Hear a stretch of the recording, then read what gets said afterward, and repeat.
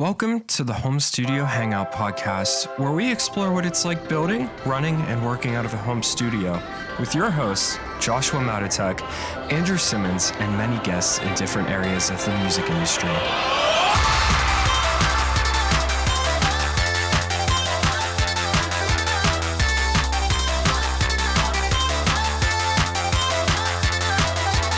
Welcome back to the Home Studio Hangout podcast. I am your host, Drew, here with my co-host, Josh. Say hey, Josh. Hi.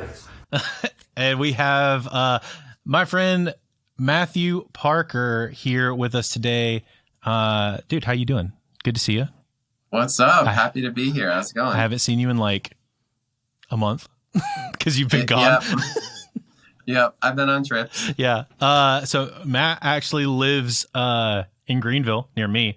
We're doing it remotely because this was just more convenient for everybody. Because it's 2023. Yeah. And why would you not just do on the internet, right? Why would you not do everything on the internet? So yeah, we live close to each other, but we also go to church together. So I'll see him every now and again at church and stuff like that. But Matt, why don't you, for the people who don't know you, give a little bit about yourself to the people? Yeah. Okay, yeah. So music is a huge part of my life. I've been making music since I was like 12-ish. Learned to play guitar when I was like 12. Originally from Michigan, right? Yeah, I'm from Michigan. Yep, from Michigan. I have a big family too. Grew up with 7 siblings. But yeah. Learned to play guitar, started like jamming up in the attic with my brothers, like low key, like family band. But only my brother Luke and I really like got deep into the music. Mm-hmm. He plays guitar. So I started just writing songs, eventually got into like production on the computer. Like when I first found out that you could just go on GarageBand and just write out the MIDI notes and press play and like things would happen. You just composed something and now it's music. I was like, oh my gosh, I always wished you could do this and I didn't know you could. This was years ago. Yeah. So that was the start. It just went from there. I had the same instance when I first got my I think it was actually Reason, which you use Reason for basically all of your stuff, or primarily that's your main DAW. But whenever I got my first copy of Reason, I don't remember. I think it was Reason 4 or something like that. It was an old. I started on 4 as well. Yeah, it was like 3 or 4. It was an older copy of Reason.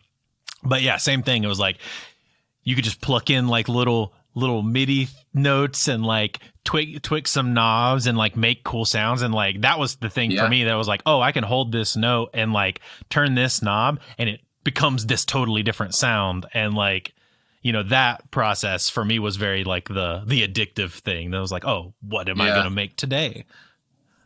Yeah. Kind of thing. Reason is very good for that. Just like tweaking. Oh yeah. It's doing crazy stuff. Yeah, it is. So what got you from like making music to, and being interested in production to like going full artist? Because you've been an artist for a long time, from what I remember. I guess I didn't actually explain to people who don't know who I am, like what I do now. Oh yeah, that's true. To do that, producer, and artist. Also. Yeah, so now I'm a music artist. Like I do production, but I also do like singing, like the whole artist singer thing as well, and writer. Yeah.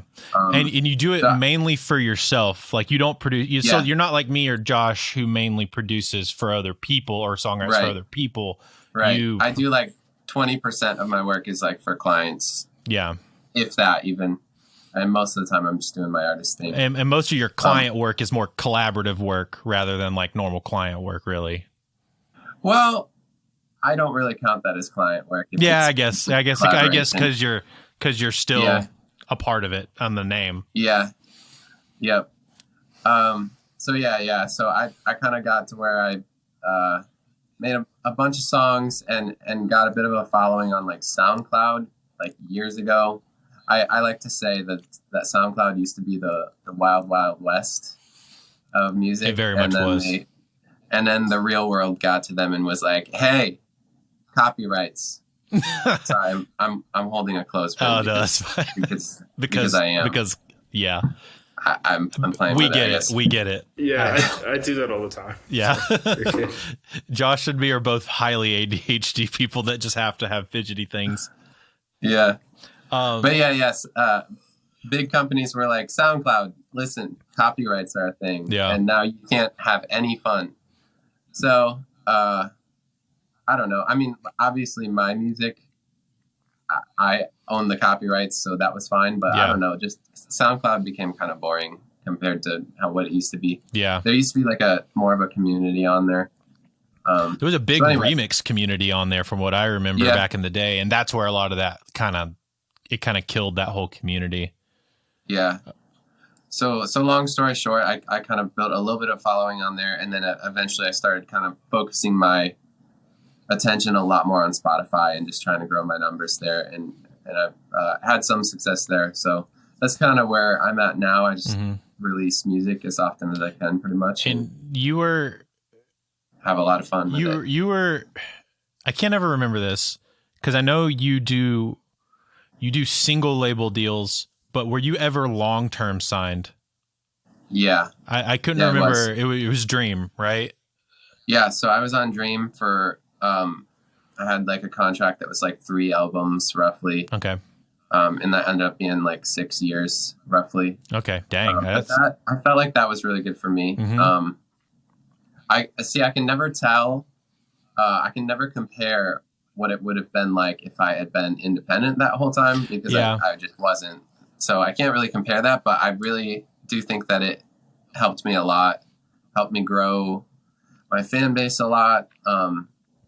There's always pros and cons to being signed. Sure. You get less of the money that you are generating, you know, but you generally get, well, it depends on who you're working with. But sure. And it depends on the deal. The idea is that you get a wider reach. Yeah. No, and that's always an interesting take especially from people like you who like did the label thing and then like were like, yeah, I've had a good run of this and now I'm going to do my own thing. Is you use it for what it's there for, which is like a resource and to try and build yourself as much as you can, especially where you lived at in Michigan was probably not a lot of industry there.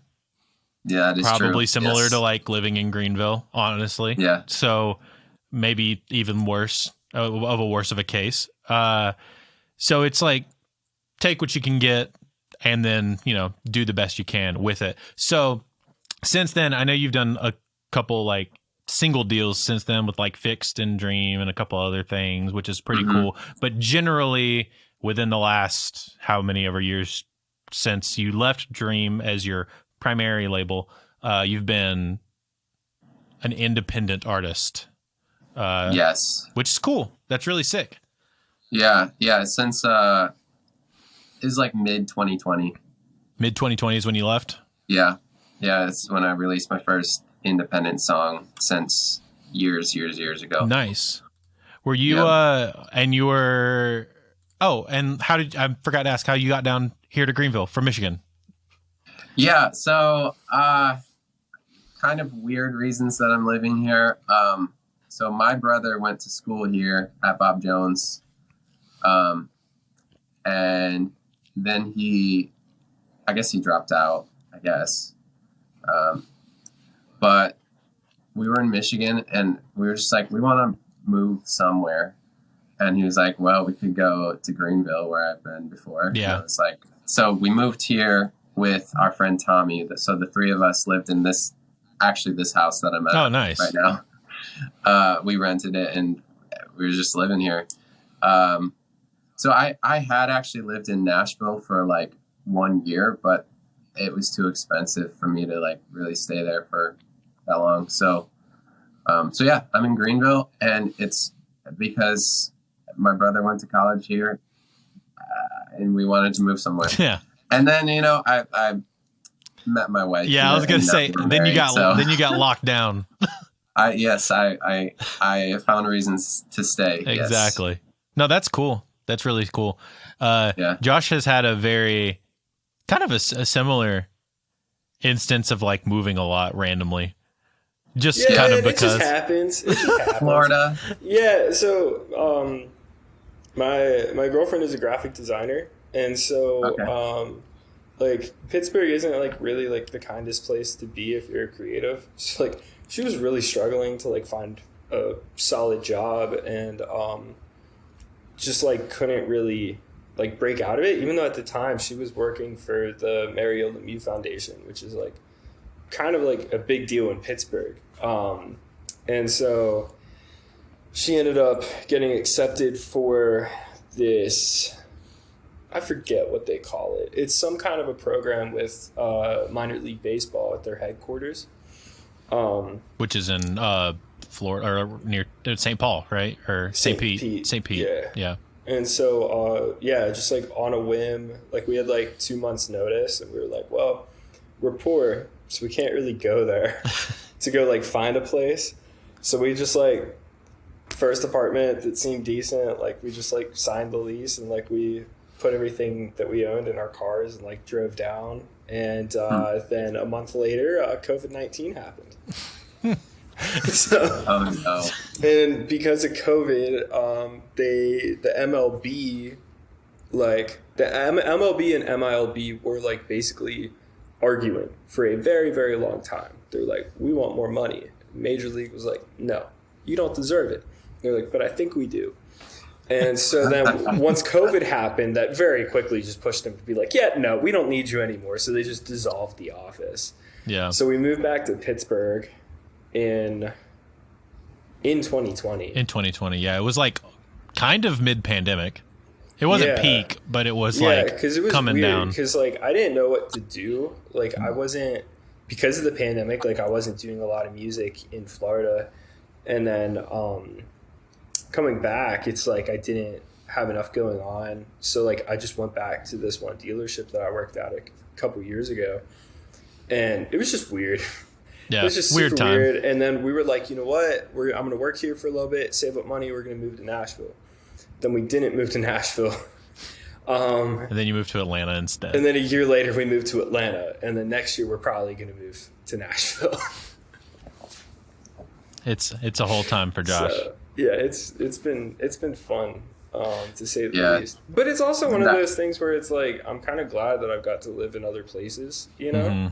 Because like it kind of like puts things into perspective, you know. Like I value different kinds of food more because of it. Because like back home where I lived, there was like one Indian joint and it was horrible. So after I had good butter chicken, I was like, I need to move, bro. And so that's what I did. Good Indian food will change your life, dude. Good Indian food will make you do a lot of things. Yeah, we lost our good Indian place in Greenville.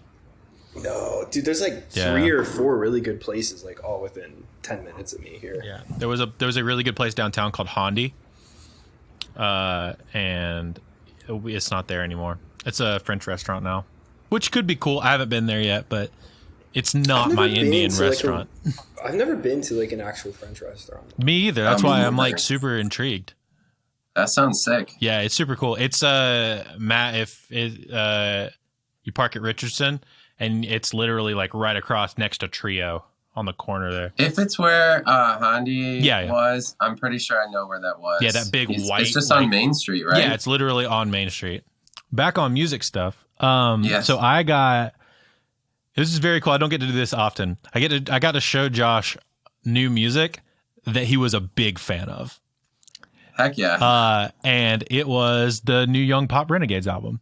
Yeah. Oh, heck yeah. I thought it was super sick. I was like, dude, I want to have my buddy Matt on. I want to talk to him about this record because it's super cool. And it's kind of like, so Josh kind of comes from the world of like metal with me originally. And then now he does more like hip hop and hyper pop kind of stuff.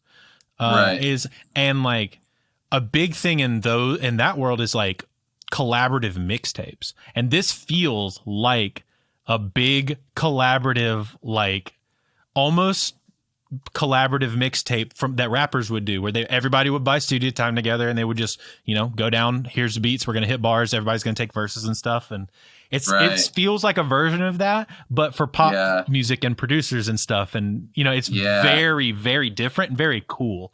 And I know you had a big hand in like starting all of this. So why don't you give me like the lowdown on how that came to be? Yeah, so I'm actually the only hand that started. I wasn't sure if it was you and somebody else from Nashville or not. Yeah, so I did get my friend Jacob Stanifer to kind of be my second in command, whatever, for it. But so whenever I was like, I can't decide if we should do this or this, I would call him up and be like, hey, give me some advice. Yeah. Here. But so I just had the idea.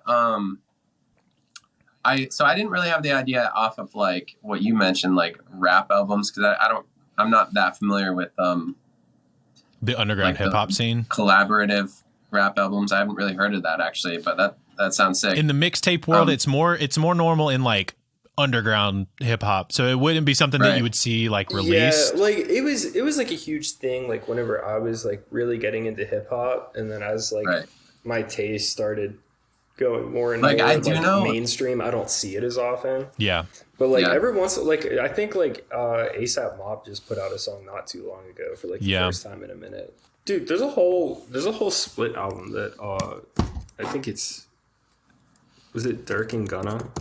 Yeah, and Split albums are probably a little more similar to what you would have. So like Drake and Future did one, Kanye and Jay-Z did their Split album. So that's pretty common in the hip hop world as well. But so what you're doing is more of like a big throw all the cooks in a kitchen in a house kind of scenario and just like see what happens. So I would say like the biggest ones recently would have been like the Young Thug stuff, like Slime Language. Yeah, you know?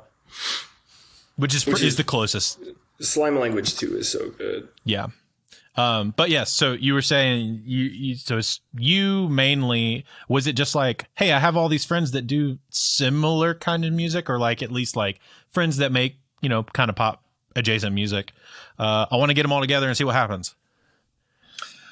Yes, it was that. There was a little more like thought over a long time going into it, where so I did like Christian EDM for a while, which is kind of weird, but I don't know. It's just like there wasn't that much EDM in the Christian space, whatever. So you filled a gap. I was one of the people who was doing some of that. But someone put together a Christian dubstep album. It's called This Is Christian Dubstep, and I was on that for a couple of years. They did it by years. It was like This Is Christian Dubstep 2012 or something. So like low key, sounds like a meme. Yeah, and maybe it sort of was. But my songs were pretty good. Hey, my songs were pretty good. That's all that matters. But anyway, I kind of got the idea from that. I was like, what if we did this, but it didn't have like a name that sort of sounded memey. I was going to say that didn't suck. Like cringy-ish. Yeah. And it was for pop, because that's like more what I make now. And I still love like EDM and stuff. So like I wanted it to have some, I don't know, like my style of pop basically. And a lot of my music friends are basically, like you said, like pop adjacent, like genres. Basically just, I grabbed all my music friends who I was like, I like your music. Like, let's have you on this. And a lot of them were down. And I just think it's such a cool project because, I don't really see anything else like it happening. For sure. And this is the second year you've done it, right? And so explain, for those that don't know, explain what the process of this looks like, because that's the interesting part to me. I mean, it's easy enough to go, hey, I like all of you guys' music, let's make a collaborative album together. But the fact that the way that you do it is more interesting, I think. Right. So Young Pop Renegades,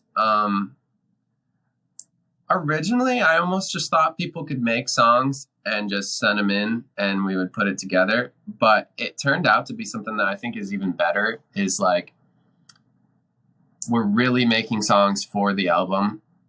And not just that, but most of the songs are collabs. I think I only saw, I think on this one, there's only one. And I think it's just. Yeah, there's only one solo song. And that was written collaboratively still. That's sick. It was just one artist. Yeah. So a lot of the songs, almost all the songs end up being like 2-person collabs or more. Last year, or I don't say last year, last album, because it was in 2021.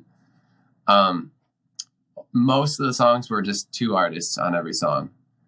This year, I told the artist, hey, it might be kind of cool if we had like 1 or 2, 3 artist collabs, and then we ended up with like 4 or 5. Yeah, I was gonna say a lot of the songs, and I would say a lot of my favorites are 3-person songs. Like the first, I think even the first 4 songs on the record are all 3 or 4-person per song. Yeah. Yeah, I think so. Yeah. Which is pretty cool. And you're all doing this. The really interesting part is that you're all doing this in person. Almost all, yeah. Or at least majoritively in person. The majority of it was, yes. So not all of it was able to be done in person because a few of the people. So let me just explain everything that happened. So I was like, it would be really cool if for this second. So the first album was called Young Pop Renegades 2021. Then the second year, this time we ditched the year thing and just said Young Pop Renegades Volume 2. So for this year's album, I was like, it would be so cool if we could all like get together in the same place and work on music together and stuff for like a couple days. So we all met up in Nashville. So not all of us though. 3 people weren't able to make it because one lives in Argentina, one lives in Canada, and the other one lives in Florida. And he could have maybe made it, but he was actually had to go to another songwriting retreat like right after, and he couldn't take work off for both of them. Gotcha. So. But yeah, so 3 of them couldn't make it, but 10 of us were able to make it, which I thought was insane. I was like, for sure, only 4 or 5 people will be able to make it tops, right? But no, like almost everyone. 10 crazy. People in a house writing a record together. In an apartment. Oh, that's even worse. They didn't. Not all of them like slept there, but that was like so home base. Yes, except we ended up having like 2 studio spots in Jacob's apartment, and then Jay Steph's apartment, like a little ways away. They had 2 studio setups there as well for a while. So, dang. Yeah, so it worked out really nice. It's super cool. Like that was probably my favorite trip I've ever taken. It was so fun. Yeah, just hung out.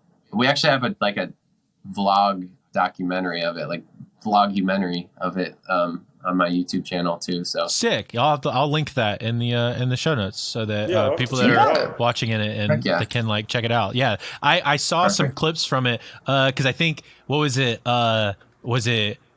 Gladden and Jacob wrote Undermine using word generators or something like that.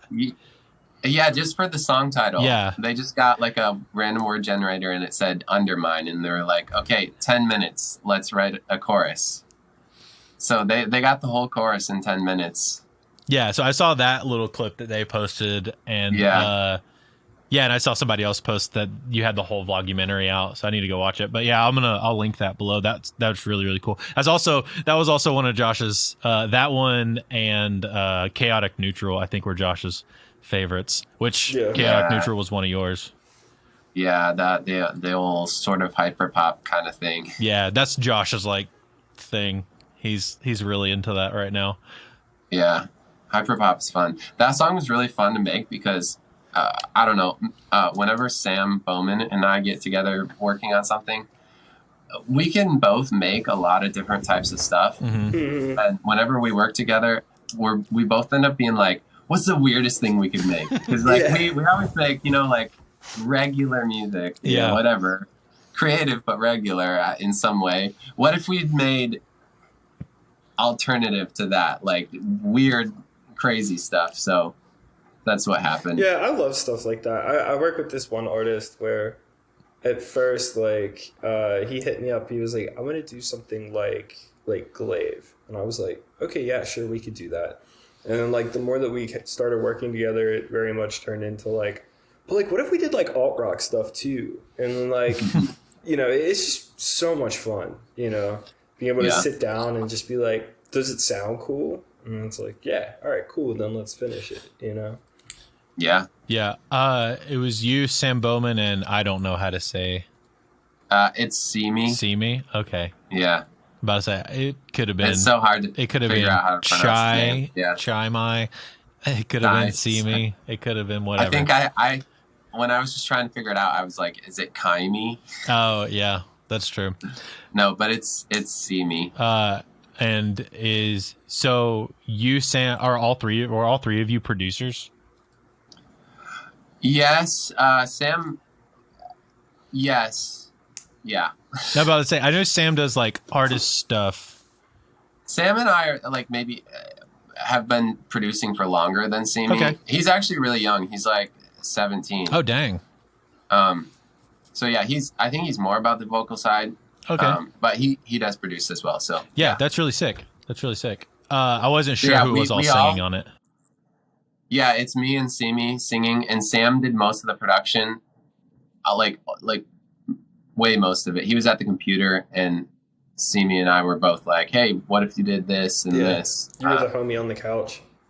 Yeah. I mean, like, I had a ton of the ideas that were in the song, but Sam was the guy at the computer. Yeah. I don't know. It's funny, like, playing different roles like that, you know? Yeah. I very much love being the homie on the couch because, like, I don't mind backseat driving, but then the whole time I'm, like, afraid that I'm going to, like, annoy whoever's working. Right. You just have to be aware of that. And as long as you're, like, have a threshold where if they say something like, quit telling me what to do. Yeah. Yeah, and, like, it's always great okay, whenever you have the homie on the couch because it's like, you but know, I will say, you'll be sitting there and then you're just like, man, why didn't I think of that? Yeah. It is a really cool dynamic, though, to have someone at the computer, the producer at the computer, and then someone who knows production, but is not at the computer. And they're like, what if you do this? Because you end up with a different result than either of you would ever end up with, because it's the producer's interpretation of what you told them to do. Exactly. And I think it's so weird. I think it gets annoying whenever you have somebody who's like not super well versed in production and they're like, what if you did this or what if you did that? And like, it's so much easier. Like the one day we were working on a song for our friend Aaron, who was just on the podcast. Mm-hmm. And like, so like my friend Lee's sitting there at the computer and then he's like, what if you use this sample? And he like lists off the name of the sample. And then I was like, no, you should use the Leno 707 supercharged snare. And then Aaron goes, dude, I use that all the time. Yeah, pull that sample up. And he was like, why? Now like Lee's like trying to log into his Splice account that he hasn't used in like a year. You know? But like, I don't know. I feel like having like those specifics where it's like someone will be doing something and you're like, what if you use this sound instead? And then now it's the sound that you heard in your head, but executed completely differently. Like that kind of stuff is just so cool. And like, or you end up with even more when I can't do it. Yeah. Or you end up with even more happy accidents because like the producer's like just doing stuff and he's like, is this what you meant? And you're like, no, but I like it. Yep.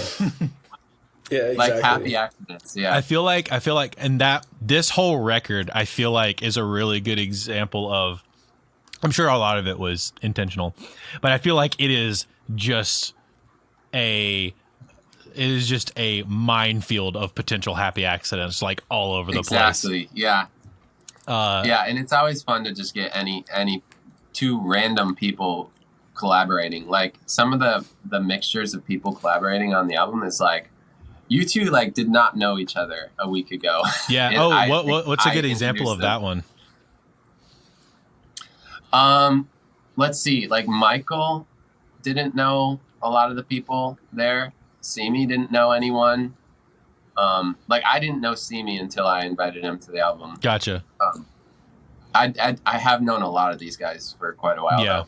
Well, and like Gladden and Ben both live here. Yeah, Gladden didn't know anyone either. Yeah. Oh yeah, Yep. yeah. But they both live here in like in South Carolina. So yeah, but I need to have them over at the same time sometime because they still haven't. They haven't. Well, they met each other. At the retreat, but not. Yeah. Even though they only live like 30 minutes away from each other. Right. Yeah, that's how it is. Me and you live like 10 minutes away from each other, and we can only see each other like once a week at church. So that's all good. Yeah. So I wanted to talk also about the other song that I feel like you were on two really very different but very cool songs on this record. So Chaotic Neutral is more of like that hyper pop leaning thing, which is super sick.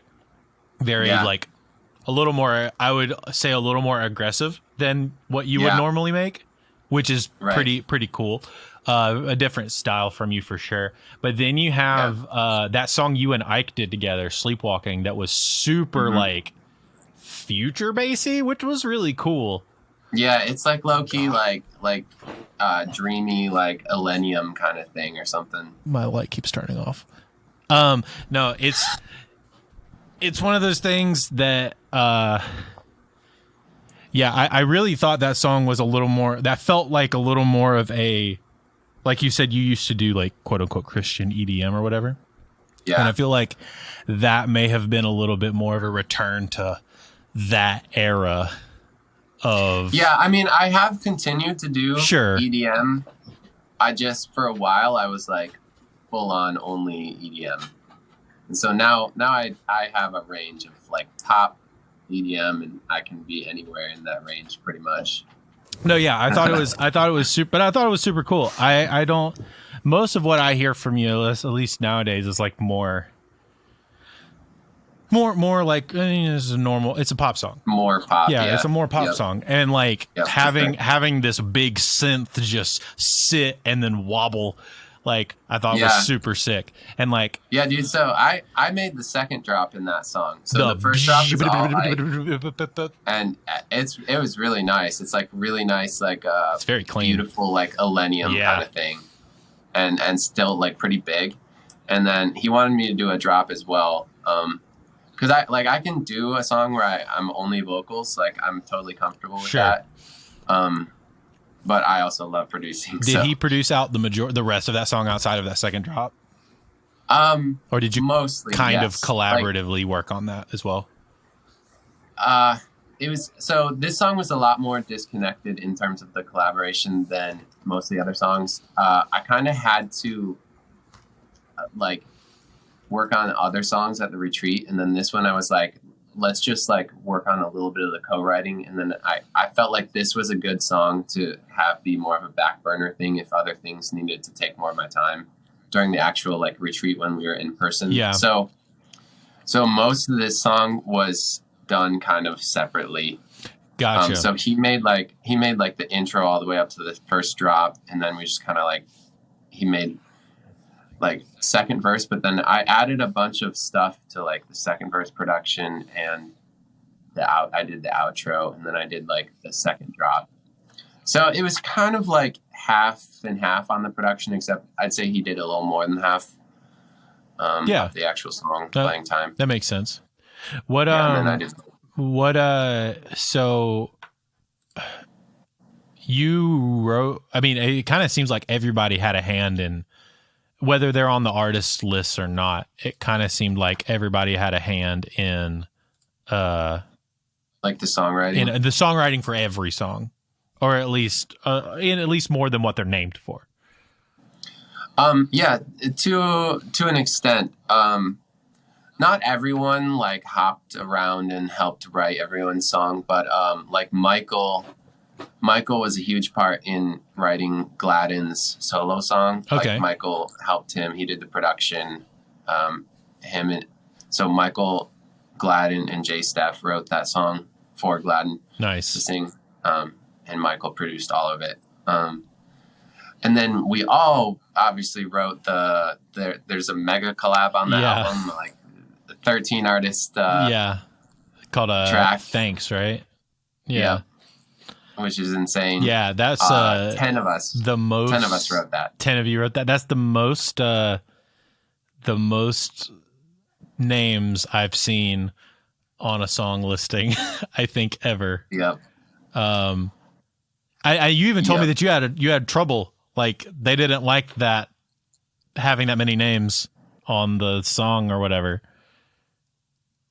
So I didn't realize when we released it that I thought since all of us would be main artists on the release when we really release it as a single, that we would be able to pitch it to our release radar and stuff. But I didn't realize that anything over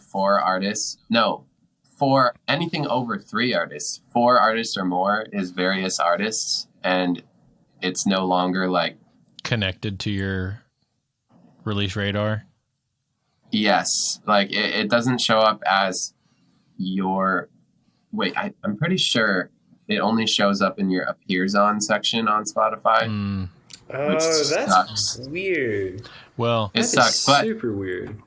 I figured out they have a reason to do that because people could kind of abuse the system. Like you were definitely going to. Yeah, like exactly what we were doing. Literally exactly what you were doing. Done that in a much more like abusey way. Sure. Like we were doing it kind of legit. Like all of us artists were on the song. Everybody was on the song. It's not a song that. But you would have like spammy music. I don't know, like people who just want streams who aren't like actually artists trying to like connecting like 300 artists on one song and just getting like a ton of streams or something. Yeah. I don't know. No, that makes sense. Yeah. No, it's super cool though. Having, is it 10 artists on one song? Is it actually 10 on the list? Let's see. No, it's 13 actually. It's all of the artists on the album. That's 13 awesome. Of them. Yeah. But all 10 of them who were at the artist retreat also worked on it. That's sick. Yeah, it's the last song on that record, Josh. Thanks. Is a mega collab where they all worked on it together. And I think everybody who sings also has a voice on it, right? Yeah. Yeah, and then three of the people on there only produced because they're not singers. Yeah. Yep. So they produced on the track. That's sick. Yeah, so mainly the track was produced by my friend Jacob Stanifer, but then the 3 producer-only artists just added some extra things and sent it to him. Cool. To mix in, yeah. No, that's really sick. Yeah, I think that's something that is, I don't know, more interesting, and people should do this kind of collaborative trips more, or like, you know, just like what we were talking about. It's like, oh, let's get these 4 or 5 people in a room and just hang out and like maybe make some stuff. It's like doing stuff like that more, I think is really cool. Or even doing it to this scale of like, I'm going to invite everybody that I think is really, really dope into this one place. We're going to rent a house or rent an apartment or whatever, and or rent an Airbnb and like make whatever. Whoever shows up, let's make some stuff. Yeah. I think it's fun because like it ends up being like so fun, but also it ends up being like an official thing. Like I've made it like an official thing, like where people can be fans of the album and fans of all the artists on the album and streams, and you know, like it can actually make some money. Yeah, and you've actually interconnected all of the artists. You've weirdly cross promoted without doing cross promotion by doing the record, and the record being pretty successful. You know what I mean? Yeah. And now like all the artists are each other's like related artists on Spotify too. Yeah, because they're all on this record together. And so now you get your fans or Gladden's fans going over to, you know, like Simi or Ike or Logan. You know? That's the idea. That's the biggest idea is I think mainly the album is about collaboration, but then also like exposure. Like it's great for all the artists' exposure, because I feel like a lot of my fans even specifically would love to like check out all these artists, you know. Well, they make I wouldn't say they make similar music to you. It's not even like the same or even close to the same, but it's like if you like my music, similar vibes, you would enjoy literally all of these people. Right, exactly. And like for different reasons. Like if you like stuff that I did more when I was doing mainly EDM, there are people like that on this list that make that kind of music more so. So if you miss that, like go listen to that. If you like what I'm making now, there are other people that I collaborate with. I mean, people would have seen Gladden on, you know, one of your other songs, but like if you're like, oh cool, I want to check him out. I hear some just a Gladden song now. Okay, that's what he sounds like on his own song. That's really sick. Right. I want to listen to some of his other stuff. Yeah. So I have a question. What was like the actual process like of making all of these records? Like, were you like, as things were being finished, were you just like getting stems from everybody and then like making your own session and like finishing everything from there? Or like, I think you said it changed between volume 1 and volume 2.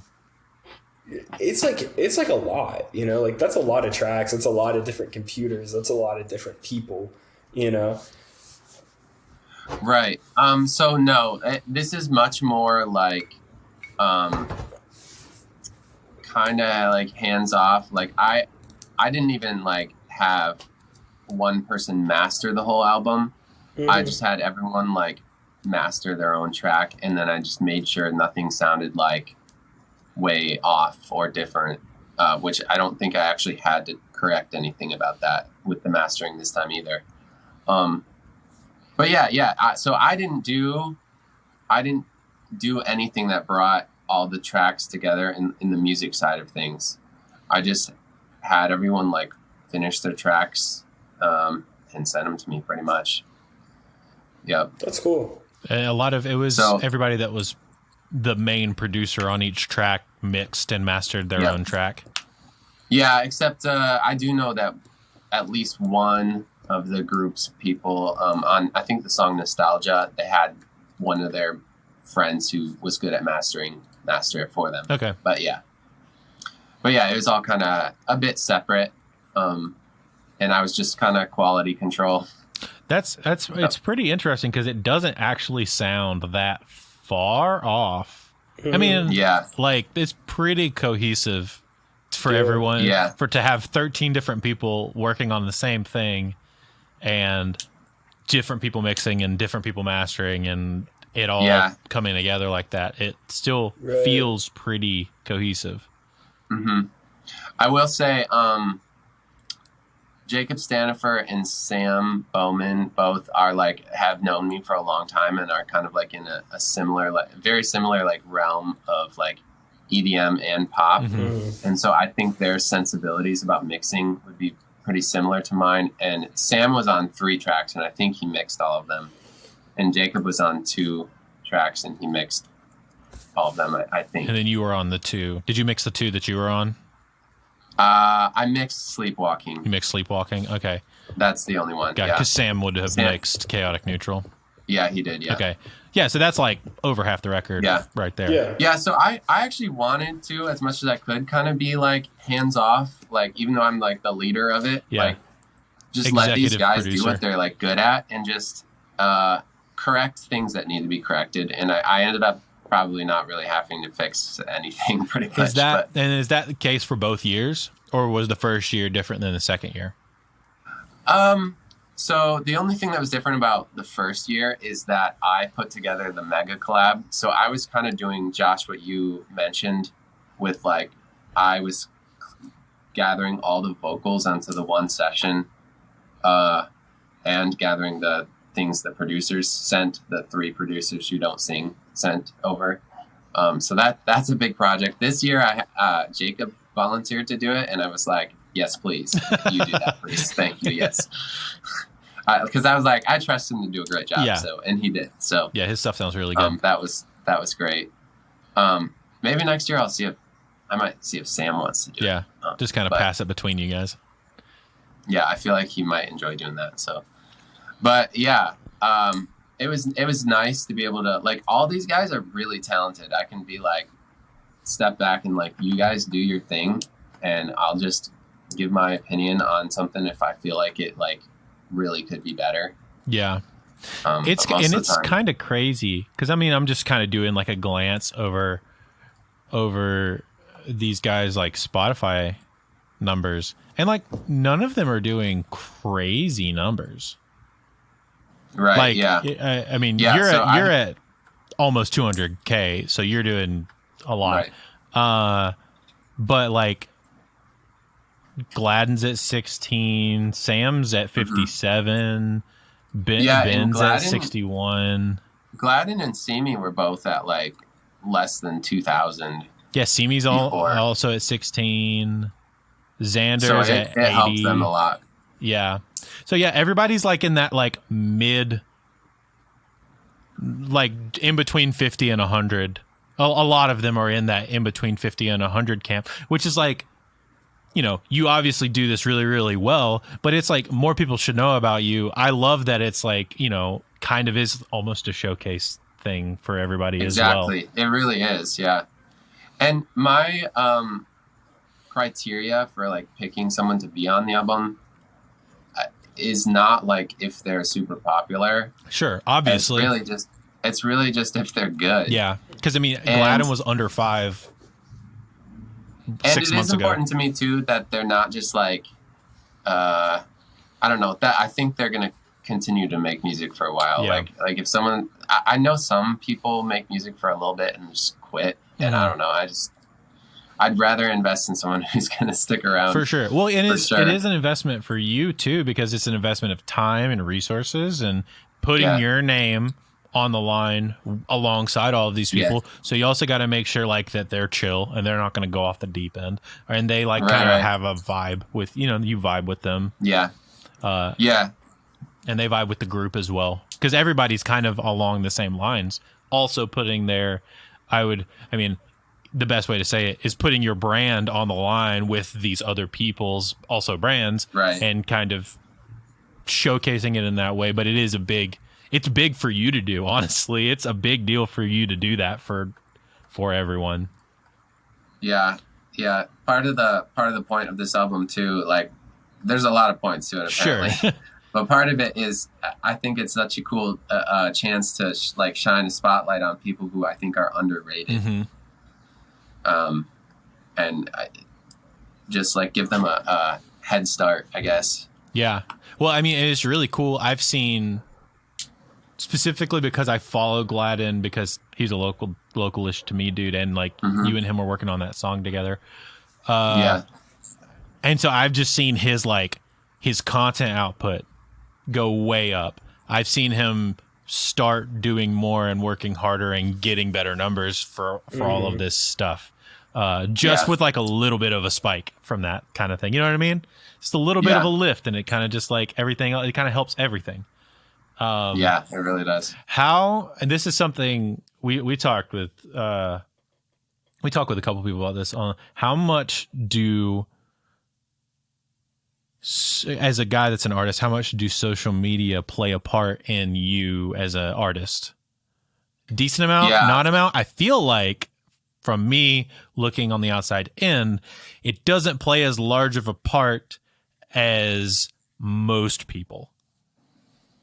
Yeah, I would say that might be true. So I'm trying to do a lot. Yeah, I know. I'm not trying to put you on blast. Oh, no. You're good. You're totally right. I try to do a lot with social media. I haven't been able to like pop off on like I feel like Instagram is my main place I focus on, and I still don't have I feel like as many followers to like the number of listeners I have on Spotify to like most other artists I see. Like I see some artists on Spotify have like 30,000 monthly listeners, and they have like 15,000 Instagram followers. Yeah. So I'm like, maybe I'm doing Instagram wrong. But because you have 7,500 followers on Instagram and 188,000 monthly listeners on Spotify. See, the good thing is a lot of my music fans are like very invested, very loyal. They're also which is worldwide. It seems like it's not just an American audience. It's like kind of, because you have that one guy that you worked with. You said he was from Argentina, so that like spreads there. And then you also Fixed is a label that you've done some work with, and they're like generally heavier in like the European market. That might be true. Yeah. I wouldn't be surprised. So they're, just from me knowing a little bit about them, they're bigger in the European market. Yeah. So that's kind of cool, is that your followers don't necessarily dictate that, because a lot of your audience is non-American or broader than just America. Yeah. I don't even know how my music really gets to people all over the world. I mean, it's just over the internet, I'm sure. But like, I don't know where exactly, but like, I know I get plenty of comments, like YouTube, wherever. They're just like, they always say this too. They're always like, hello from South Africa or whatever. And I'm like, that's awesome. That's super sick. I love it. That's so sick. Yeah. I feel like YouTube actually, as far as like social platforms, I feel like YouTube has done really well for you. Yeah. It's done the most for me for the least amount of, time investment. Like I just like upload songs, and like even when I was focusing on like SoundCloud, I would almost get like similar numbers on YouTube from doing nothing. But yeah, I've never focused on YouTube in terms of like truly like actual video content. It's always just been here's the song, because you can just upload your song with a picture, you know, and then people can listen to it, like a little player. And it puts it in YouTube Music automatically. People also what's interesting about I've noticed people make like their own music video playlists or whatever on YouTube, and people just sit there and like let them run. I will say what's interesting about YouTube is I would say it's the most common denominator, like not only social platform, I guess, I don't know about that, but like the place that people consume media, I think is the most common denominator one, in the sense of like, you can go talk to an old person and they know how to use YouTube most of the time. Yeah. Maybe not like old person, but like someone's 60, 70 even maybe. Like they know how to use YouTube. They might not know Spotify, but they know YouTube. You know a kid, they know YouTube. Like everyone knows how to use YouTube, and a lot of people consume stuff on YouTube. And I've also noticed, just from a sharing perspective, people are much more likely to click on a YouTube video, regardless of what platform that they stream music on, because they can still listen to it. You happen to like send an Apple Music link or a Spotify link to somebody who doesn't use that, they're not going to be able to find it or click on it. Yeah, they're just like different language for me. Yeah, exactly. like if they don't use Spotify and they see a Spotify link, they're just like, that's not for me. Yeah, exactly. But if you send them a YouTube link. I am so bad with YouTube. How often do you guys actually go on YouTube? All the time. So for me, all the time now, but if you're about to say you don't go on YouTube much, years ago, I was like that. Like not even that long ago, like 5 years ago, I barely ever went on YouTube.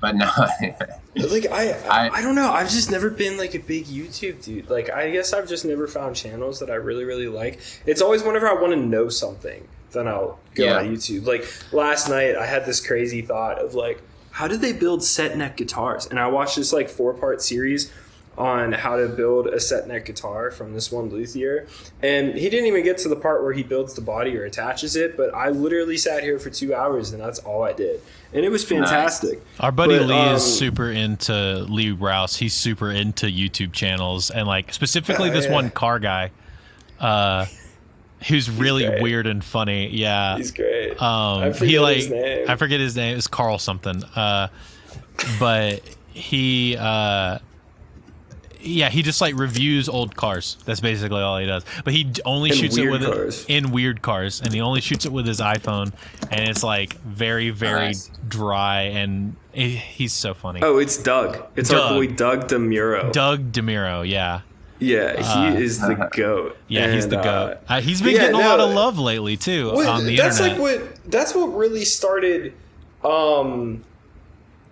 making me question if there was something wrong with me, because like, you know, I'd always see my brother who's like 4 years younger than me, like came up playing CSGO, and like you know, he's like always on YouTube, but then like he's always also on Discord, and I was like, oh, the kids use Discord, you know? And, yeah.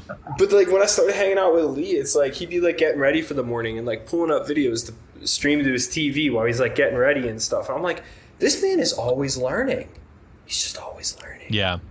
I also noticed Aries also did a lot of YouTube content before he popped off.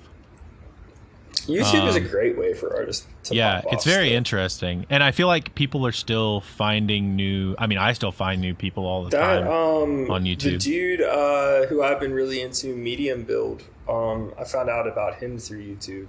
And that's... Sounds like you use YouTube more than you think you do, Josh. I will say... from what I've heard from some people who have popped off on YouTube like years ago, times have changed a lot with that. Like it's harder to like truly pop off on YouTube as it was like years ago.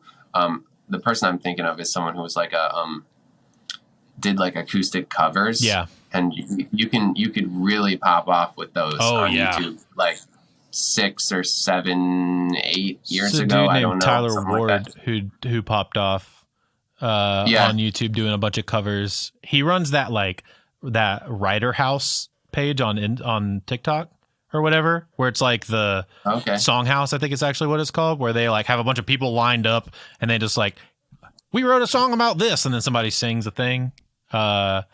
You've probably seen those. I've seen that dude's videos. Yeah. So Tyler Ward, he was originally from a YouTube guy, and then he moved to Nashville, and now he runs that. That's super cool. Yeah, I think the thing with YouTube right now is it's giving people content that they can't get elsewhere. You know, it's like you could put a cover up on Spotify, like you could do whatever and put it up on Spotify, but like to give somebody like a different look or like a different perspective, like. I was actually kind of disappointed, like talking about that Medium Build dude. It's like all I knew were like his YouTube videos, you know, and like it's just like him and his guitar, and he's sitting in someone's backyard, and they're just filming him singing, and he sounds insane. It's beautiful. And then I pulled up the song on YouTube, and I'm like, oh, it's like a whole like indie pop production. I don't know if I like it as much, you know? Like, I don't know. I think stuff like that is where, like, YouTube's really cool. Like, giving people something that they aren't going to get other places. You know, through just... It's kind of better for, like, long-form content or medium length. Medium to long-form. I have noticed shorts numbers are crazy because we post our podcast shorts to YouTube Shorts and... oh, we do? Yeah. Andrew does. I do, yeah. Because they hit Instagram. They hit Instagram. They hit YouTube Shorts, and they hit TikTok. And I sometimes post them to Facebook if they have me in it, but I don't have like a home studio hangout Facebook page or whatever because it's just not really necessary for what we do. But yeah, so we do some YouTube Short stuff. And it does pretty decent numbers, you know, for... That photo of me, why'd you make me look so pale? I sent it to you, and you laughed. Oh, yeah, I guess I did laugh. But, yeah, it made you look angry. But, yeah, no, I've seen short-form content. It's definitely not TikTok, though. It's definitely not TikTok numbers. Oh, yeah, I would even say it's definitely not even Instagram Reels numbers. Dude, the shorts are doing so much better. Like, Boy Howdy has 1.3K views. Yeah, I know. It'd be really funny if that only just said Boy Howdy. No, it didn't. It's the introducing Aaron clip. Huh. But yeah, no, I don't know. It's interesting. Weird stuff pops off everywhere. And that's what I was saying, like, as far as I feel like you do a really good job on socials of like engaging the people who do follow you. Yeah. That's what I try to do. You do a really good job of like every time you have a release, you go live for the release. Like that's really cool. I feel like that's engagement. When you did the music video for I think it was Exhale, you showed that early on Instagram Yeah. Live, and I thought that was really cool. Just stuff like that. I feel like that's like a cool way to use socials that some people aren't doing, and it keeps the the people that do follow you and the people that do care the most engaged. Yeah. I just wasn't sure because I know you don't post a ton of reel. You don't, the output that I know a lot of people do, you don't necessarily do. I just didn't know if that was on your radar or if that mattered at all to you. No. Yeah, I actually want to do more. I've been like thinking recently. I was like, especially if I'm I'm releasing a song every month this year. Mm-hmm.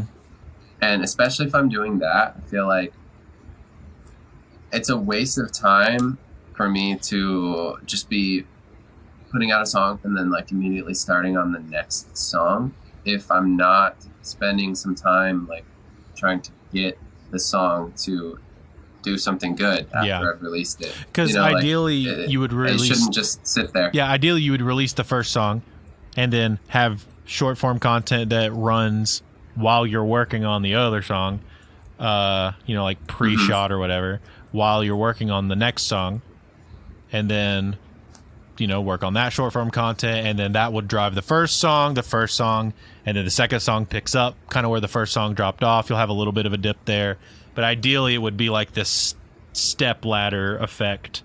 Ideally, obviously, it's not exactly how it works, but in the most ideal sense, that's what would happen, is like every song would compound on top of the previous. Yeah, that's what I want to do. I want to get better at doing the social media stuff more regularly too, because like I think I overthink it too. Like like it doesn't have to be like very professional, because people really just want like you in front of the camera. They don't need it to look produced. They don't want it to. Honestly, it's actually worse if it looks produced. They don't want it to. They literally don't. They want it to look. They swipe bad. away. Yeah. Yeah. I would say on YouTube, they want it to look like you, a person, are talking to them. I would say on YouTube Shorts, you could get away with more produced stuff, looking stuff. On TikTok, sometimes on Instagram, you can get away with that too. It kind of depends. Yeah. On TikTok, they don't want it to look produced at all. Yeah. They want it to be real. Yeah. They want it to be as they want to literally iPhone camera to your face. Yes, they want to believe that it's real. However, they want to believe that it's real. Yeah. It doesn't have to be real, and it probably shouldn't be. But no. And like, they want to believe that it is. Yeah, I mean, I see a lot of people do a bunch of cool stuff with like shooting vertical, but like really far away, and like a dude is standing in on like a mountainside or something like that, and like singing the song, but the camera's really far away, and it's like and you can like do a slow pull out, and it's like this really cool thing. I saw that Gladden got like a 360 cam and was doing some cool stuff, like of him walking down the road with that. He uses that all the time. Yeah, it's really sick. It's fun. It's really sick. Yeah. And then I actually think you guys did some really cool shots for the music video that you and him did together. Oh yeah. At the beach, right? I was really proud of those. In the second verse, it goes crazy. Yeah, it's really, really sick. So okay. Let's slide into more. We're at the hour mark. Let's slide into more like some music production stuff. So you primarily use Reason. Yeah. You said you've always used Reason. Haven't really thought about changing because you like its workflow. Before that was GarageBand. So yeah. Okay. So yeah, you went from the basic of basic to Reason. Well, if we're talking about production software, before that, I actually used Adobe Audition. Let's go. Which I only worked with audio in that. Like, I didn't do any MIDI or, like, synths or anything that I don't think you could back then. That's when you did, like, singer-songwriter acoustic stuff? I don't know if I would call it that. I actually would record the headphone output of my Yamaha YPG whatever keyboard it was. Let's go. And so I had synth sounds like that. Gotcha. The richest of synths. But you can't really quantize stuff like that very well and stuff. So that didn't work out too good. That makes Actually, sense. I first did that into Audacity and then Adobe Audition. And then I started producing tracks in GarageBand and shipping them over to Adobe Audition to record the vocals on them. Interesting. Did that for a bit. Then Reason. And once I switched to Reason, actually, it gets even more complicated. First, when I went to Reason, they didn't support audio tracks. Yeah, Reason 4 didn't have audio at all. Yeah, it didn't It was until MIDI version only. 6, Yeah. I think. So That's part of the reason I left Reason and went to Ableton, was because I could do everything I was doing in Reason in Ableton plus have audio. Yeah, plus audio, like the most basic. Yeah. So I actually was doing the same thing where I made the track in Reason and then shipped it over to Adobe Audition. But yeah, then once they had audio tracks, I was just Reason only. Yeah. But yeah, it's been awesome. Yeah, I'm always like, I miss my Reason days because I love some of the synths that they have. Some of the stuff that they do are super cool from like a sound design creative perspective. You can just do so much. Reason seems really cool. Like I kind of want to check it out.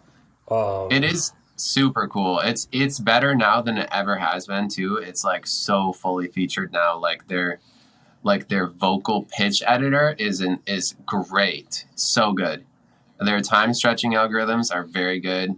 Like they have a vocal one that's specifically for vocals. That one's really good. And then they have like an all around. It's pretty decent, like quite decent. Yeah, because I kind of flip-flop between Cubase and Ableton. And because like I switched to Cubase because I was on Pro Tools and I got tired of the update plans. And so I was like, well, Cubase seems like the most similar to Pro Tools. So I'll just do that. Ended up loving the workflow way more.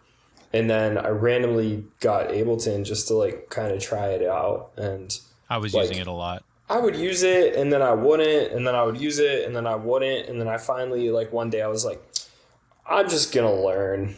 I'm just going to learn. And then I started messing with all the onboard effects, everything that you could do with those. And then the onboard instruments. And I was like, all right, this is really sick. The rack building and the creation, the sound design possibilities is pretty crazy. Yeah, it's anytime I'm like starting like a straight up like pop record or anything that I know is gonna like be heavily synthesized, then like I'll go ahead and just run the session on Ableton and then I fly everything over to Cubase to finish it up. But a couple weeks ago, I tried the Pro Tools bridge thing that they have. Like the Ableton Link Pro Tools bridge. Yeah. It sucks. It's stupid. And what is that? So, dude, it basically, all it does is it links your timeline selection and playback, and then it creates an internal sound card so you could print tracks between the two DAWs.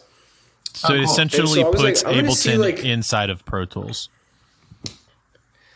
It's like a different, newer version of Rewire. Yeah, basically. It's basically just Rewire, but just, again, and better. You can print tracks inside of it.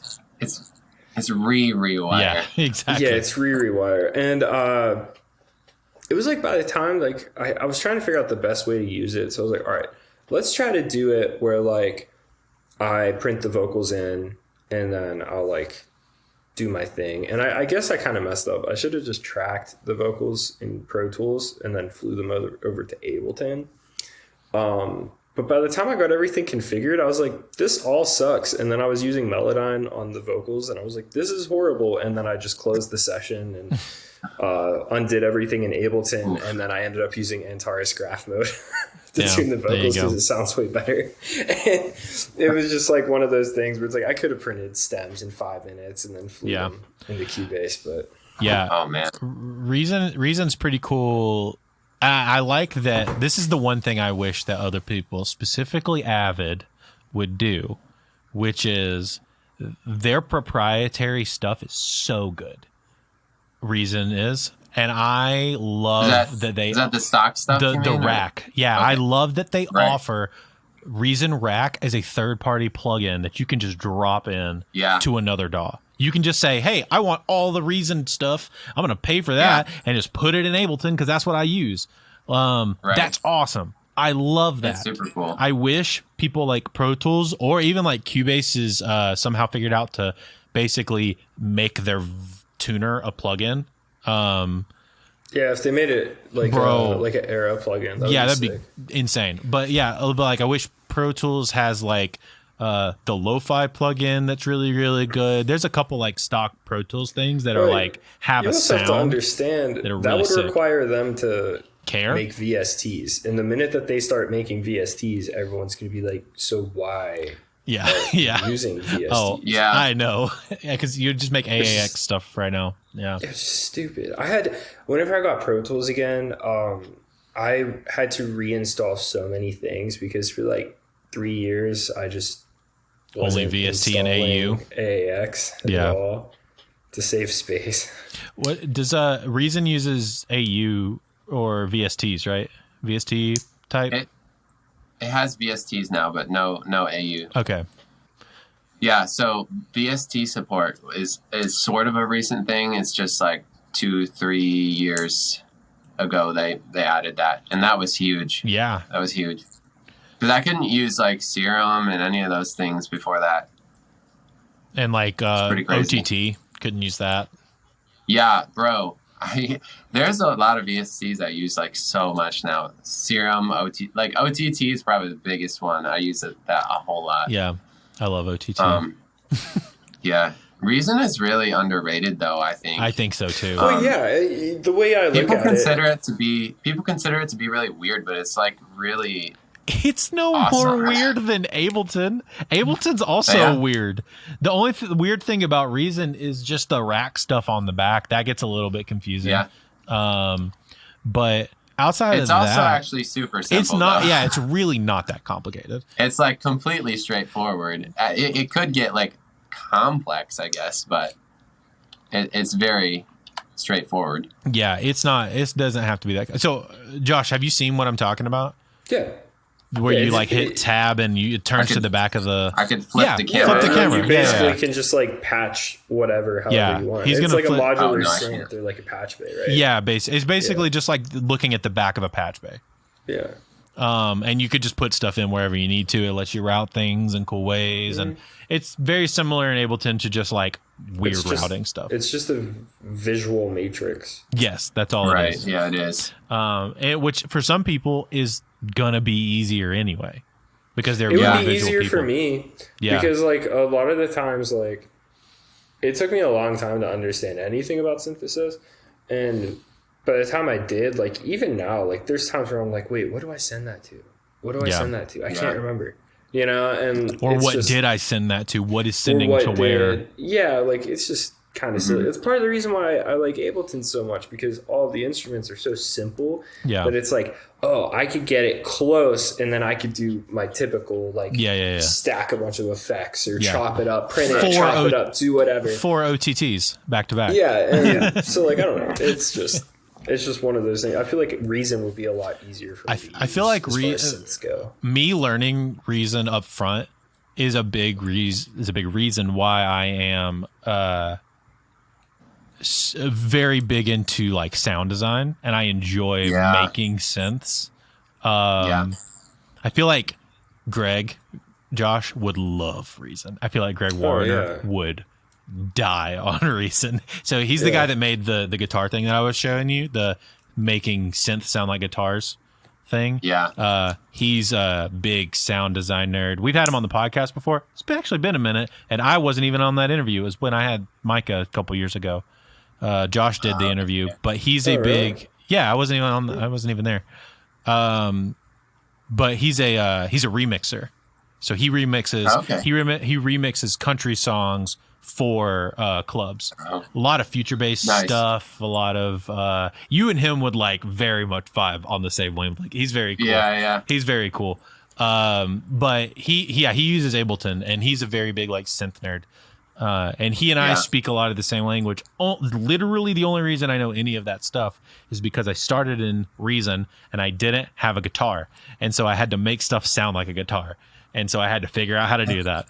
Wow.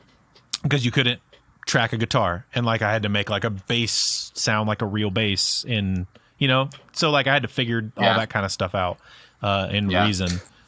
What I will say, the one DAW that continues to make no sense for me is FL Studio. That is the one DAW that like it's so weird. I don't like understand. Different language. Yeah, I don't understand. I was talking about it the other day, and how I explained it in the chat was FL Studio is how people who have no clue how production is done think that production is done. You know, it's like the way that FL Studio works, it's like if you go back to like when you were 10 years old and you're like, I wonder how they make these sounds. It's like, you're like thinking about it. It's way closer to FL Studio than it is Pro Tools, you know? And it's just, I just get so confused, but I want to learn it. There's cool stuff in there. The workflow is so weird when you've come up in a DAW that doesn't work that way, which is almost all the other ones. Well, really all the other ones. Yeah. Literally all the other ones. Like mainly to anyone who's watching, he's talking about like you can like have a clip that's like goes to a certain synth, whatever, on a track. And then later on that same track, you can have a clip from a different instrument, like on the same track. It's just like, it's so hard to explain. It literally doesn't make sense. It doesn't work the same. And this is why I can't figure it out, because every time someone tries to explain it to me, it always ends up being, well, you know, it's kind of hard to explain. And I'm like, okay, that makes sense. I'll just continue using the other dots. I think it's actually like, if you have a MIDI clip, it's like routed. You route it almost like to a send, but it's routed to a certain synth. Yeah. And then on that same track, like lane, I guess you could call it, you can have another clip, and that can be routed to a different synth. And so it's playing a different synth. But it's almost just like all your clips can just be anywhere in your timeline. Yeah. It's the weird thing. It's very weird. So I have a copy of FL Studio that somebody graciously donated to me for no money. And so I want to do a video one day of me just blindly trying to use FL Studio. I want to make a YouTube video. I want to make a YouTube video of just me just blindly opening up FL and be like, I'm going to make a beat. I don't know how I'm going to make a beat, but I'm going to make a beat. So I would definitely come up and do that with you. Yeah, that would be so fun. What I don't understand is like how a lot of kids who are just starting to make music use FL Studio and how they like learn it, because it seems like hard. The reason why is so like, first of all, like for a while, like it was free. And then on top of that, it was also like the easiest one to crack after it wasn't free. Yeah. So like, that's like one of the first things that people download. And like, it is also still very easy to get. It was free. It is also very easy still to get free. There's like there's no like digital locking mechanisms or anything like that. Or it's very much just like you sign in, you have it. Oh, okay. That's it. Yeah, and then now you have all these kids that are hearing about like so-and-so producer uses FL Studio. So then they download it because they're like, oh, I want to be, you know, like Boy Wanda or like whoever. Well, it is legit. Like, it's extremely legit, dude. Good music. Dude, what blows my mind is like whenever you see guys who are doing things that aren't trap in it, you know, like the EDM dudes. And then like I saw this one dude like scoring like orchestral pieces in FL Studio. This dude named Simon Servita. I don't know if you've ever heard of him. He's I know who he is. He uses FL Studio, and he's YouTube guy. Oh my gosh, bro! I don't even understand how he does what he does. He just makes crazy stuff. Yeah, he's great. He's insane. I don't understand what he does in FL Studio. But what I was saying is the reason why these kids learn it so easily is because it's the first thing that they get. Right. Yeah, I guess that makes sense. And there's a ton of videos about it. If all of us started on FL and all of us were like into something fairly like not complex to make, like a trap beat where you find a sample, you put it in a gross beat, and then you add drums in an 808 and you're like, oh, I made a beat. Like we would all be like flying through FL Studio right now. But it's because like I learned on Studio One. I went to Pro Tools, and then I went to Cubase, and like much more like linear way. And that's really all it is like the more linear the DAW, like the harder it is for like people to get it, I think. Yeah. So, which is interesting. Yeah, I don't. Dude, so Sam Bowman uses FL Studio. Really? So Chaotic Neutral was mostly produced on FL Studio. Do I still That's have crazy. it on my computer? No, I deleted it all. So it would be super. Yeah, it's going to be super fun. I don't know. I have a buddy who uses shout out Scott Siegel. I have a buddy who uses FL Studio, and he mixes heavy music in FL Studio.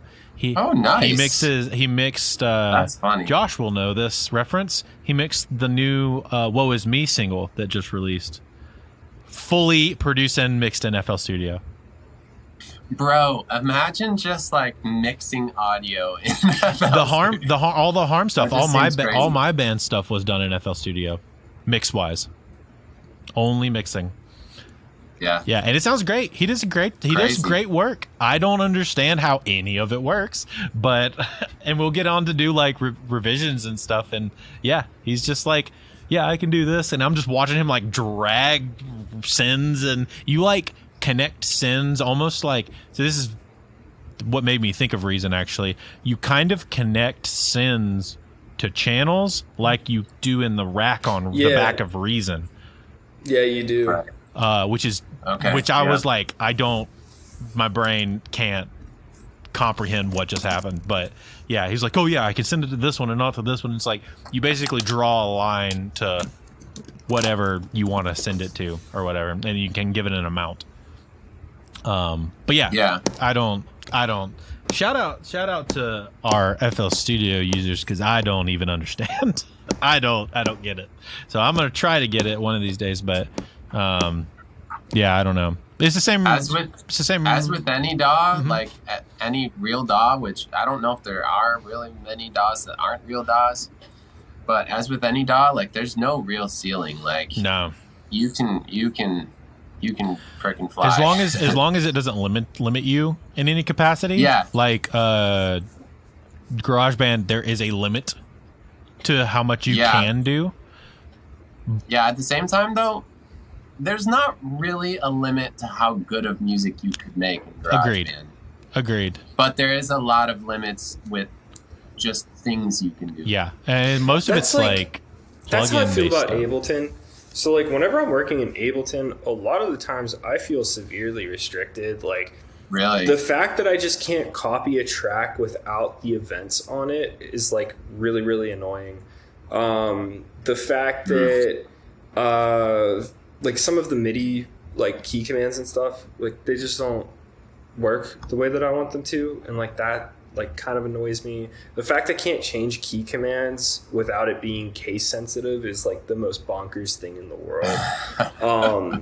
Like there's like a bunch of you can't, like trying to draw in clip gain in Ableton is like super annoying, or like you can't adjust clip gain without opening up that bottom view. That is absurd. But it's like these are all things that are more of like an engineering or like mix issue. You know, yeah. It's like you can make great songs in Ableton. Yeah. It's just like whenever it comes time to like do it and like finish it and like get it sounding really, really good, like it's going to take you a lot longer. You know, that's why I end up exporting to Cubase, because it's like I have key command set up, so like I don't even have to touch my mouse to do clip gain, you know, and like stuff like that. And so it's like, you know, that's really the only thing that it comes down to, though. You know, it's like, sure, like I'm faster at vocal tuning in Cubase, but like it doesn't matter how fast you get it done, you know? Yeah. Unless if you're working with some like crazy big artist who's like ready to kill you if you take too long. I do a similar thing, Josh, where I export out of Ableton into Pro Tools. But that's just because I know I'm faster at editing in Pro Tools. Like I'm better at drum editing in Pro Tools. I'm better at time alignment editing and vocal editing and all sorts of stuff, especially with like ARA stuff now. It's significantly faster. So, yeah, I don't know. I agree. I wish I could be I wish I could be Matt and have just one DAW that I use and One only day, live inside of one. One day I'm really gonna get my most trusted friends together, and we're gonna figure out how to fund and develop The perfect DAW. The best DAW. Yeah. Bro, that sounds like a real challenge. Well, it's like if you talk to everybody ever who's worked on music and been like, what do you love about this DAW, hate about this DAW, and then like just go down the list. And typically most people have the same pro and con list. You know, Right. like I don't know a single person that's like, no, I love that I have to open up a separate window to clip gain in Ableton. That makes me so happy. You know what I mean? Yeah. It's like, or like, you know, I've never met a single person that's like, no, I hate the fact that I can make macros in Cubase to make my life easier. That's awful. You know what I mean? So it's like you can go through and like literally just get like a feature list and then have everything else as preferences and make sure it's not stupid like Reaper is. And like, it's done. It's done. There's the DAW. Make sure it's not stupid. Yeah. No, I feel like having I don't know, I feel like having a rack-based system, like that is something that probably throws people with Reason versus others, is the rack-based like system for stuff. I feel like It is like that's very different. It is an artistic choice, or it is like it's a very choice. much a specific vibe. Yeah, it's very much a choice. I can see how that would throw. I mean, it's no different than like for Ableton, all the plugins being on the bottom in like little squares. It's really just a visual thing. Yeah. It's just visual and workflow. Yeah. I guess. Yeah. Yeah. Like the rack doesn't really exist. Yeah, for sure. But just a matrix, like Josh said. Yeah. It's just the matrix. Okay, so what are some cool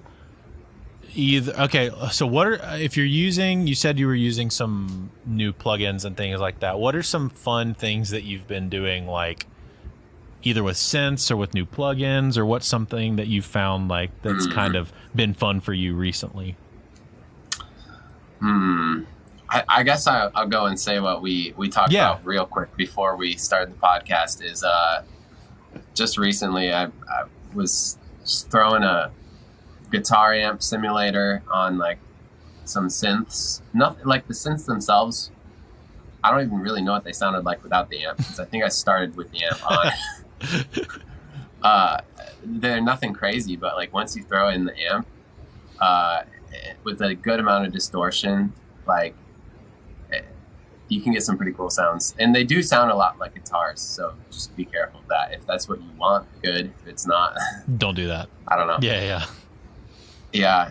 Also, the level of like differences you can have in guitar amp simulators is like very different. Yeah. Like the type of cab you have, or the whatever. You're speaking our language.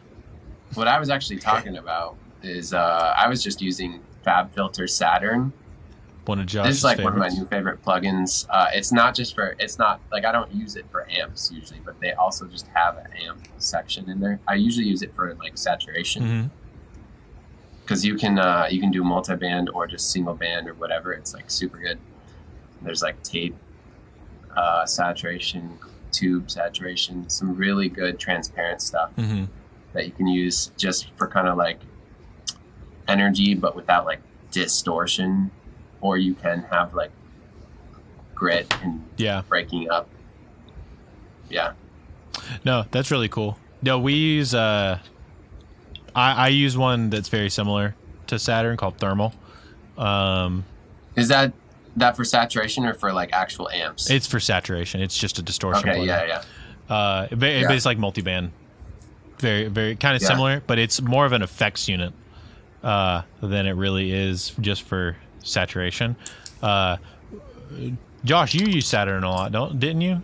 You used to. No, not really. Or was it Lee? Was it Lee? Lee uses Saturn a lot. Well, I now do what Lee does with. I use Saturn when I'm mixing real drums. Gotcha. Yeah. Sometimes I'll bust it out. Like if I can't get like the right sound and I know it's in there, then I'll go for that. But like typically, as far as like saturation goes, like I don't use a lot of saturation while I'm mixing anymore. So it's like I'll use Spectre just because it sounds better than a typical EQ. If I want to, do you know what we're talking about? Like, Spectre. Do you know that one? I use True Iron a lot. I don't know Spectre. Waves Factory. It's made by a company called Waves Factory. It's really sick. It is sick. Probably the best plugin that you can buy. Like I would just go buy that and then go. Is it just an EQ or what? No. So what it is it's actually parallel additive saturation. So. Oh, nice. Yeah. So the best thing that you could do, like just I have something like this. Just get the demo of it and then take a vocal that's been tracked on like a super dark mic, like an SM7, and then boost the high end of that vocal with an EQ, and then boost the high end of the vocal with Spectre, and you're going to be like, oh, this is so much better. And then you have all the different distortion profiles just like on Saturn. It's like if Saturn had like more of an EQ function to it than the tone. It's very cool. You can do a lot of similar stuff with Saturn that you do with Spectre. I like the form factor of Spectre because it's just like visually easier for my brain to understand. Right. Yeah.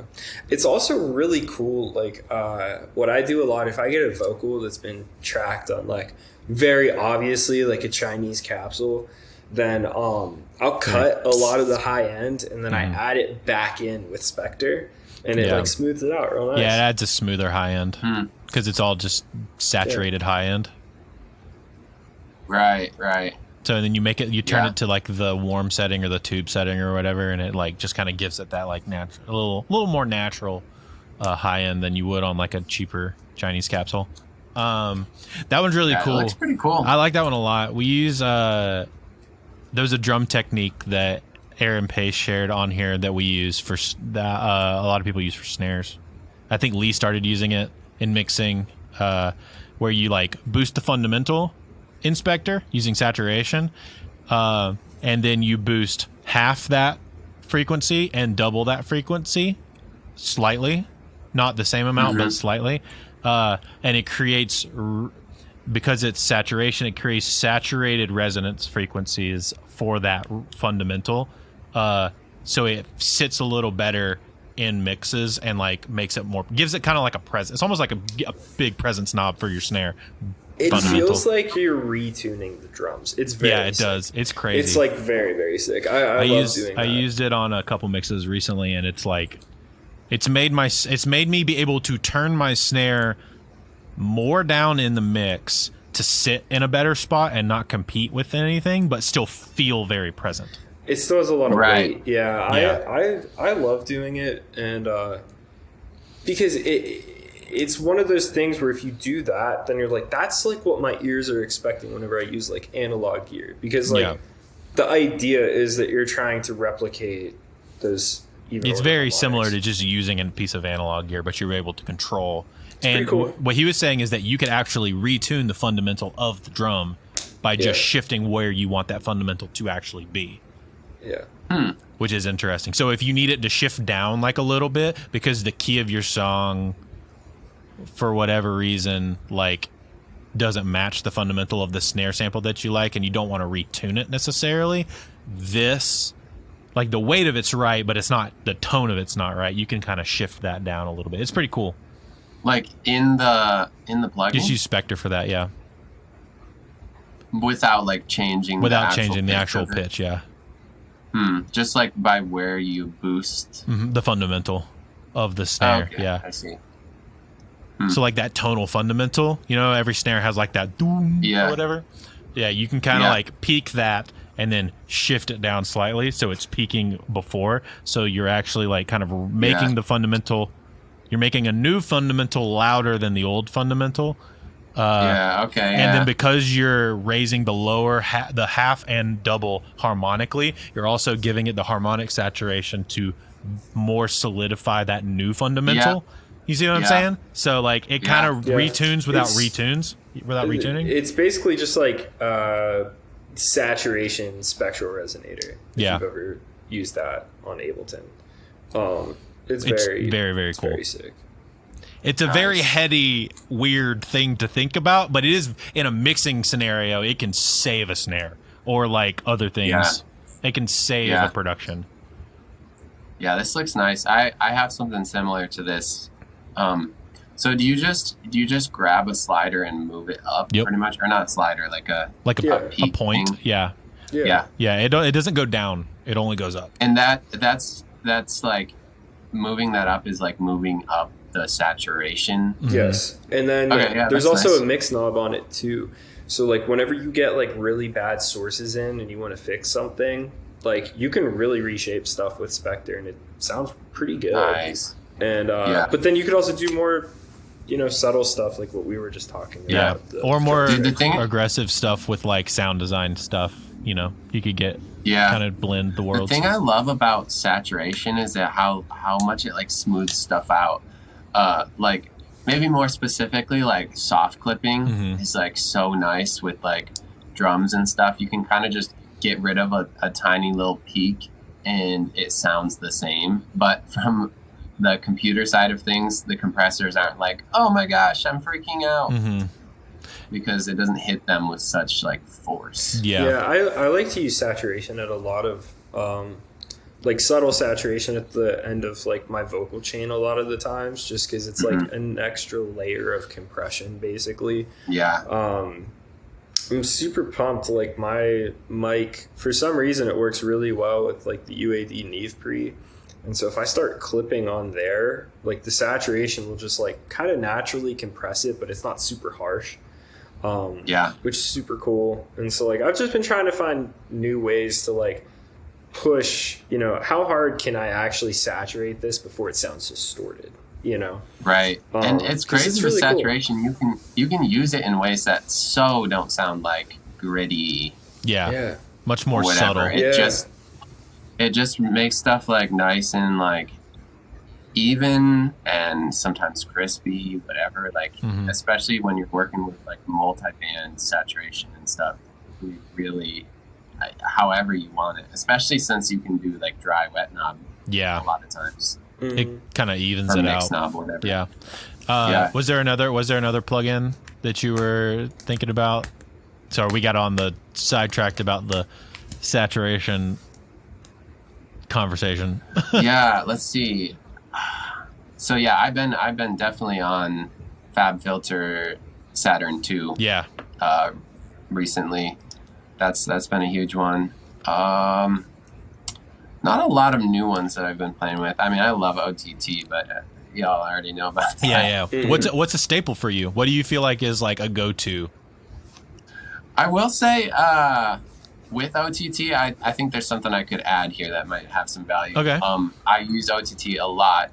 I use it differently than I think a lot of people use it. A lot of people don't realize you can use it very transparently by, there's only really mostly 3 knobs that I mess with. I don't mess with like the time, the in gain or out gain, but the depth and then the upward and downward down at the bottom. I turn the depth often like way down, like down. If it's a really subtle thing, it doesn't even end up being that subtle at like 5%. It like does a lot. So like it's smart to use it. That's what I always say. Low wetness. I keep finding myself putting OTT on a vocal if it's not sitting right at 5%, and it typically does the trick. Yeah, and the other thing I do to make it more subtle is down at the bottom, the upward and downward knobs. That's just how much you want it to be upward compression and how much downward compression you want to happen. I just turn both of those down a bit to like maybe 80%. What that does is it's only affecting your wet signal, right? So it's just doesn't have it be as harshly everything is slammed. Like even the really, really quiet stuff, it lets the really, really quiet stuff be a little more like quiet. Dude, it's also really great on anything that you want to like plant in the background, but also not bury it. I was doing like this, it was like almost like an Adele kind of song. And there were these really big keys in it, but the problem was that they were so big that they were like out of place with the rest of everything else. But then if I put them in the back, then it's like, oh, now we're missing that feel. So I literally just put OTT, I think it was at like 7 or 8%, and it just killed it just enough that like it just sat in the background, but you could still hear it. And I was like, this is perfect.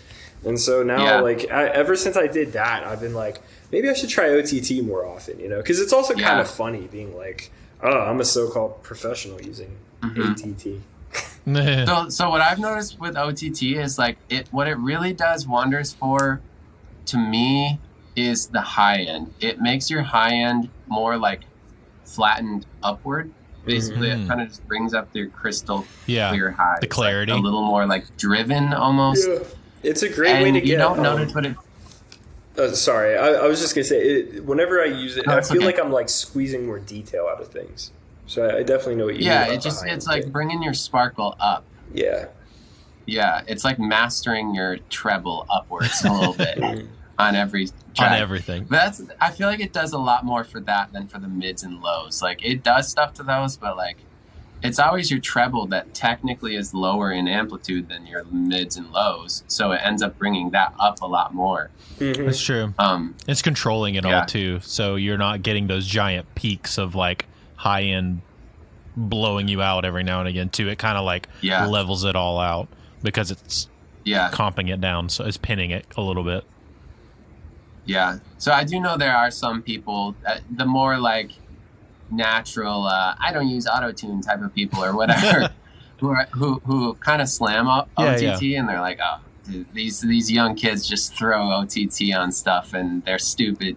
But I think they haven't tried like using OTT at a really like in a subtle way. You just put it, you can literally hear a difference on some things with 1% dry wet. Like it literally, I've done that before and it really helps. And you turn down the upward and downward down a bit to make the wet part a little less aggressive, and you can really do great stuff with it. No, so that's a good one. Let's start landing this plane because we've been going for about an hour 45.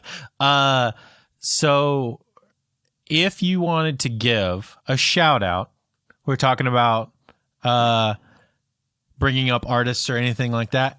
Who do you? What are some people that you think are cool, or people that artists that either you've been listening to or you feel like more people should be listening to? Yeah. Okay. Yeah, I kind of feel like I want to mention like one of my friends who is more like way more unknown, whatever, and it's someone we've already talked about a bit. I would just say like check out Gladden. So he does kind of has a rap vibe some of the time, but often like sings, but also has like a good bit of like grit in his voice. Yeah, he really does. Like a little bit of a punk thing here and there. But he has like such fun writing. Like he'll say anything in a song, which is awesome. Yeah. Well, that's more fun. Catchy stuff. And he's surprisingly like hasn't been doing it that long and is great at it. So like, yeah, so Gladden is his name on Spotify and stuff. Nice. Check him out. I've done a song with him. Yeah. Dude, that's actually that song. I love that song. That you and he's a together. Super nice dude. Yeah, he seems really chill. Yeah. My dogs are freaking out because it's thundering outside apparently. Oh yeah, I hear that myself too. Actually, yeah, it is destroying the outside. So, well, yeah, check out Gladden. Check out Matt Parker. You are at Matthew Parker everywhere, right? Yeah, I know you and you said you mainly use Instagram. So let's direct people. Yeah, follow me on Instagram. You might see me post something. Actually, you might, maybe. Potentially. I don't really post on Facebook anymore as much. I just let Instagram also post to Facebook. Oh, gotcha. You are at Matthew Parker Music on Instagram. Yeah.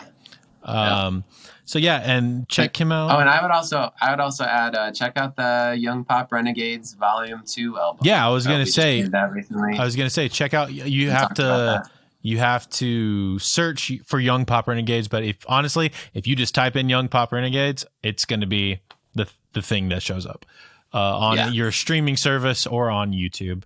And check out the video documentary about them making the record.